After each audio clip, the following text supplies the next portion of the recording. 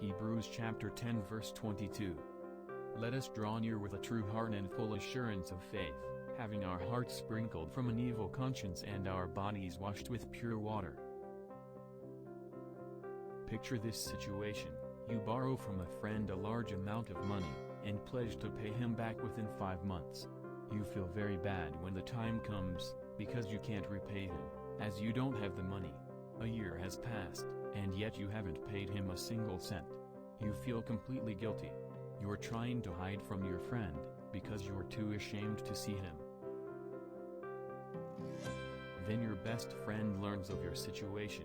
He goes to your creditor out of the goodness of his heart, and pays the debt you owed. But not just that, your best friend has doubled the payment, to make sure the creditor isn't going after you.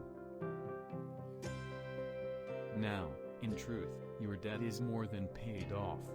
But the debt will always be on your conscience. If you don't know or believe this, you'll always be terrified of seeing your creditor. And you're trying to avoid him, because he reminds you of your debt. Brethren, we ought to know that Jesus was an overpayment for our sin, when he gave himself as our sin offering, because of the value and worth of the man himself. Beloved, when Jesus became our sacrifice at the cross, he overpaid for our sins. But if we do not know or believe this, then we will struggle, because our unbelief will deprive us of assurance, joy, and peace. We are still going to have debts on our conscience. Even though God does not impute sin on us, sin is still in our conscience. And we would not dare to draw close to him, as long as sin is on our conscience. Beloved, the reality is that our sins were more than paid for. Jesus had been an overpayment. So today, draw close to God, with no sin on our conscience.